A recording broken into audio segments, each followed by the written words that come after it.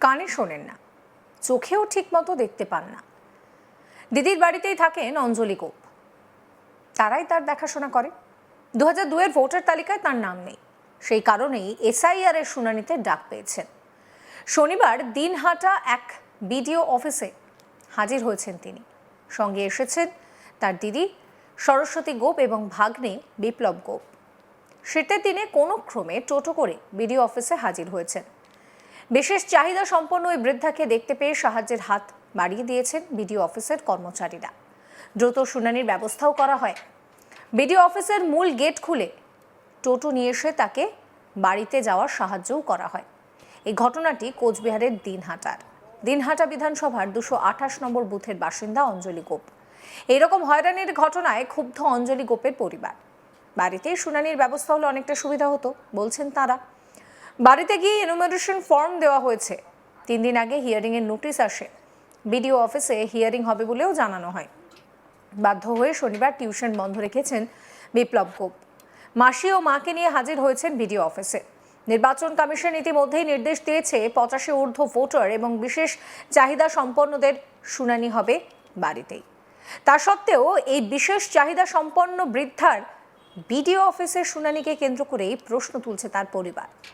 ওই বৃদ্ধার দিদি সরস্বতী গোপ বলছেন, বাড়িতেই শুনানি হলে সুবিধা হতো। আমার বোন চোখে দেখতে না পায় না কানে শোনে। ঠান্ডার সময় টোটো করে তাকে এইভাবে বিডিও অফিসে নিয়ে আসা সত্যিই কষ্টের। অঞ্জলি গোপের দিদি সরস্বতী গোপ কি বলছেন শোনাবো। কি হয় আপনার? আমার বোন। ওনার বয়স কেমন? বয়স তো ভোটে। আপনার বাড়িতে থাকে? হ্যাঁ, আমার বাড়িতে থাকে। ওনার কেউ আছে? নাই, কেউ নাই। কি জন্য এটা হিয়ারিং এ রাখছে? ওই যে নাম ওঠে নাই। 2002 এর ভোটার তালিকায় নাম ছিল না? হ্যাঁ। উনি চোখে দেখতে পায়, কথা বলতে পায়? না, চোখে দেখে না। হাঁটতে পারে? হাঁটতে পারে অল্প অল্প। কথা বলতে পারে? কানে শুনে না? না, কেন শুনি না। এখানে এসে কি দেখালেন? ওই যে কাগজপাতি যা যা আমাদের বাড়িতে দিছিল ওগুলো এনে দিয়ে দিলাম। পরিচয় নিল, সব নিল। আসতে আপনাদের কষ্ট হয়নি ওনার? হ্যাঁ, ওনার আসতে কষ্ট হয়নি? কষ্ট তো হয়েছে, আমার নানা লাগে। কত বাড়ি কত? বাড়ি ভেটা এখান থেকে কত?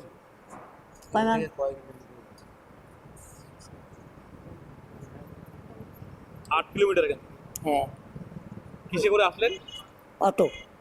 অটো করে আসছেন? হ্যাঁ। কতজন এসেছেন? 3 জন। কে কে এসেছে? আমার ছেলে, আমি, আমার বোন। আপনাদের বলে নাই যে উনি অসুস্থ মানুষ, ওনার বাড়িতে গিয়ে হিয়ারিং হবে? এনাকে বলে নাই? না, কইছে যে ওই জায়গায় নিয়ে যাইতে হবে। নিয়ে যাইতেই হবে? কি করেন আপনি? না আমরা তো আর কিছু করি না, ওই তো আমার বাড়িতে থাকে, আমরা এই বাড়ি কাজ করি। কাজ করে খান? অঞ্জলি গোপের ভাগ্নে বিপ্লব গোপ বলছেন, টিউশন পড়িয়ে সংসার চলে। মাসের শুনানি থাকায় টিউশন বন্ধ রয়েছে। বিডিও অফিসে আসার পর সকলের সহযোগিতা করেছে। বাড়িতে শুনানি হলে ভালো হতো। শোনাবো বিপ্লব গোপের কথা। বাড়িতে গিয়েছিল? হ্যাঁ, গিয়েছিল। কি বলেছে, কি হয়েছে? বলছে যে যাদের যাদের নাম কাটা যাবে তাদের আবার বিডিও সাহেবের ওখানে যায় হিয়ারিং করতে হবে।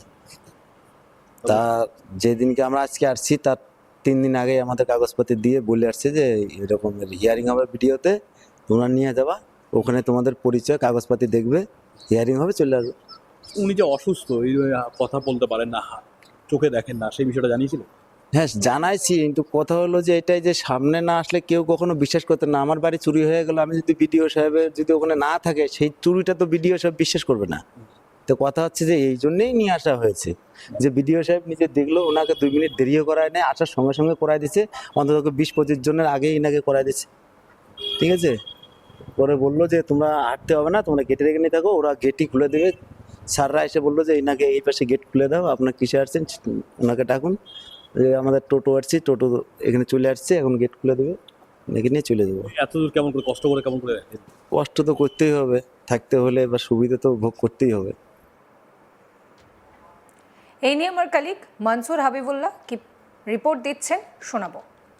নির্বাচন কমিশন ঘোষণা করেছেন যে বয়স্ক বা বিশেষ ভাবে সক্ষম ব্যক্তিদের আর হিয়ারিং এর জন্য হিয়ারিং কেন্দ্রে আসতে হবে না, তাদেরকে বাড়ি বাড়ি গিয়ে নির্বাচন কমিশনের প্রতিনিধিরা হিয়ারিং এর কাজ করবেন। কিন্তু নতুন বছর পড়লেও সেই চিত্র কিন্তু আমরা আবার দেখতে পেয়েছি। আমরা হাজির হয়েছি দিনহাটা এক বিডিও অফিসে।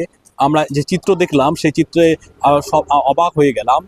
এক কানে শুনতে পান না এবং হাঁটা চলার সমস্যা এক বৃদ্ধ মানুষ মহিলা, তার শুনানির ডাক পড়েছে ভ্যাটাগুড়ি থেকে, তিনি এসে হাজির হয়েছেন দিনহাটা এক বিডিও অফিসে। সেখানে তার হেয়ারিংয়ের কাজ হলো। সেই বৃদ্ধ মানুষকে, এই বিশেষভাবে সক্ষম এই মহিলাকে নিয়ে এসেছেন তার দিদি ও তার ভাগ্নে টোটো করে ভ্যাটাগুড়ি থেকে নিয়ে এসেছেন দিনহাটা এক বিডিও অফিসে। তারা এসে হেয়ারিংয়ের কাজ সম্পূর্ণ হয়েছে। যদিও এখানে উপস্থিত নির্বাচন কমিশনের আধিকারিকরা তাদের সর্বোত্তভাবে সহায়তা করে দ্রুত তাদের হেয়ারিংয়ের কাজ সম্পন্ন করেছে, কিন্তু প্রশ্ন উঠছে এই এত দূর ভ্যাটাগুড়ি থেকে এই ঠান্ডায় দিনহাটা বিডিও অফিসে হেয়ারিংয়ের জন্য কেন আসতে হবে এই বিশেষভাবে সক্ষম ব্যক্তিকে? সেই প্রশ্ন তুলেছেন তার দিদি ও তার ভাগ্নে। এই বৃদ্ধ মহিলার তার দিদির বাড়িতেই থাকেন, কোনো কাজকর্ম করেন না এবং সে তার ভাগ্নে যে টিউশন পড়িয়ে উপার্জন করেন সেই টাকা দিয়ে তাদের সংসার চলে। এদিন তাদেরকে যেহেতু মাসির হেয়ারিংয়ের ডাক পড়েছে, মাসিকে টোটো করে নিয়ে আসায় তার টিউশন যাওয়া হয়নি, আজকে তার উপার্জনও বন্ধ হয়ে গেল। কিন্তু তাদের কথা, তাদের উপায় বা কী থাকবে? যেহেতু সরকার থেকে নির্বাচন কমিশন থেকে তাদের ডেকেছে, তাদের হেয়ারিংয়ে আসতেই হবে, নইলে তাদের নাগরিকত্ব নিয়ে প্রশ্ন উঠবে, ভোটার লিস্টে নাম কাটা যেতেই পারে। যখন SIR এর শুনানি শুরু হয়েছিল তখন তাদের বাড়িতে BLO হাজির হয়েছিল, BLO ইনুমারেশন ফর্ম তাদের হাতে দিয়েছিল, সেই ফর্ম তারা ফিল আপ করেছে। ফিল আপ করার পরে যখন ড্রাফট লিস্ট পাবলিশড হয়, সেই ড্রাফট খসড়া তালিকা তাদের সবার নাম রয়েছে, কিন্তু 2002-এর ভোটার তালিকায় নাম না থাকার কারণে ডাক পেয়েছেন এই বিশেষভাবে সক্ষম মহিলা। সেই বিশেষভাবে সক্ষম মহিলাকে নিয়ে হাজির হয়েছেন তার দিদি ও তার ভাগ্নে। তারা এসেছেন বিডিও অফিসের মধ্যে যে হিয়ারিং কেন্দ্র চলছে সেই হিয়ারিং কেন্দ্রে পৌঁছে তাদের সমস্ত কাগজপত্র ও নথিপত্র তারা জমা করেছেন এবং তার শুনানি পর্ব শেষের পরে বিডিও অফিসের পাশের গেট দিয়ে টোটো করে আবার ফিরে যাচ্ছেন তার বাড়িতে। এইভাবে আবারও এই বিশেষভাবে সক্ষম ব্যক্তিদের নতুন বছরেও কিন্তু ডাকা হচ্ছে। নির্বাচন কমিশন যেখানে সুস্পষ্টভাবে নির্দেশ দিয়েছে যে যারা বিশেষভাবে সক্ষম রয়েছেন, যারা বৃদ্ধ রয়েছেন, 85 বছরের উপরে বয়স রয়েছে, তাদেরকে কিন্তু আর শুনানির জন্য বিডিও অফিসে আসতে হবে না, তাদের নির্বাচন কমিশনের প্রতিনিধিরা বাড়ি বাড়ি গিয়ে তাদের শুনানির কাজ করবে। এই নির্দেশ কিন্তু আবারও মান্যতা যে পাচ্ছে না তা স্পষ্ট হয়ে গেল আজকের এই হিয়ারিংয়ে। আমরা আপনাদের আবারও সেই চিত্র দেখালাম যেখানে এই বয়স্ক মহিলা, যিনি কথা বলতে পারেন না এবং কথা শুনতে পারেন না, চলাফেরার যার সমস্যা রয়েছে, এই বৃদ্ধা এই ঠান্ডা কনকনে শীতের দিনে তাকে হাজির হতে হয়েছে টোটো ভাড়া করে ভ্যাটাগুড়ি থেকে দিনহাটা কেন্দ্রে কিন্তু তাকে আসতে হয়েছে। যে চিত্র পাল্টাচ্ছে না তার প্রমাণ কিন্তু আমরা বারবার দিয়েছি, আবার তুলে ধরেছি আমরা আজ তক বাংলার পর্দায়। এই বিশেষভাবে আমাদের এই বিশেষ প্রতিবেদন এই নতুন বছর পড়লেও কিন্তু এই সাধারণ মানুষের যে হয়রানি, সেই হয়রানির কিন্তু শেষ হচ্ছে না। বারবার বিশেষ করে বয়স্ক মানুষ, বিশেষভাবে সক্ষম মানুষদের কিন্তু বিডিও অফিসে আসতেই হচ্ছে বারবার, আপনারা দেখতেই পাচ্ছেন। এই ভিডিও সম্পর্কে আপনাদের মতামত জানাবেন। সমস্ত খবরের আপডেটের জন্য চ্যানেলটিকে সাবস্ক্রাইব করতে ভুলবেন না।